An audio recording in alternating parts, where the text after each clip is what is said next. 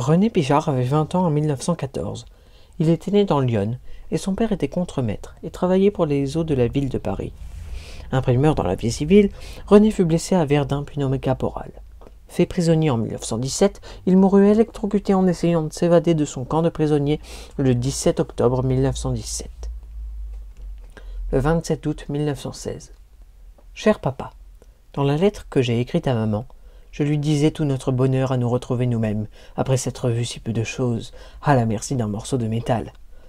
Pense donc que se retrouver ainsi à la vie, c'est presque de la folie.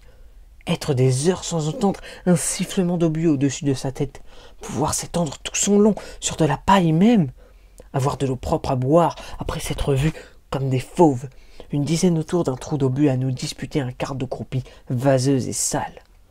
Pouvoir manger quelque chose de chaud à sa suffisance, quelque chose où il n'y ait pas de terre dedans, quand encore nous avions quelque chose à manger.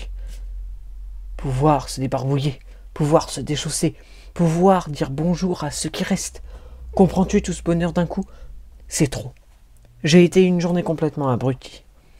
Naturellement, toute relève se fait de nuit, alors comprends aussi cette impression d'avoir quitté un ancien petit bois, où il ne reste pas un arbre vivant, pas un arbre qui ait encore 3 branches.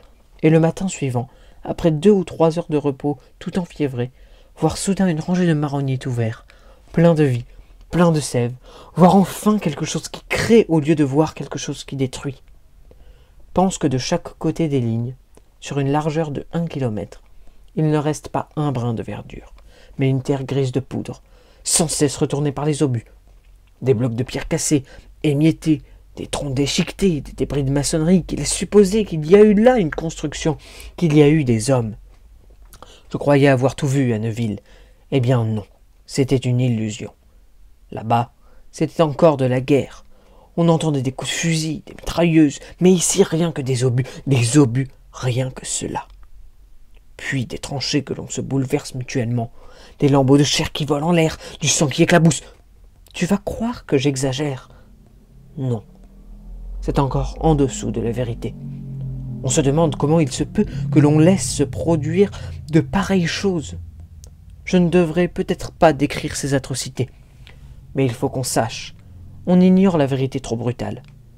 Et dire qu'il y a 20 siècles que Jésus-Christ prêchait sur la bonté des hommes, qu'il y a des gens qui implorent la bonté divine, mais qu'ils se rendent compte de sa puissance et qu'ils la comparent à la puissance d'un 380 Bosch ou d'un 270 français.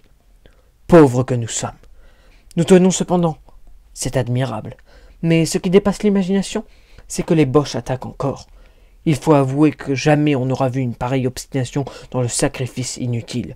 Quand par hasard ils gagnent un bout de terrain, ils savent ce que ça leur coûte, et encore ne le conservent-ils pas souvent. J'espère aller bientôt vous revoir, et on boira encore un beau coup de pinard à la santé de ton poilu qui t'embrasse bien fort, René Pichard.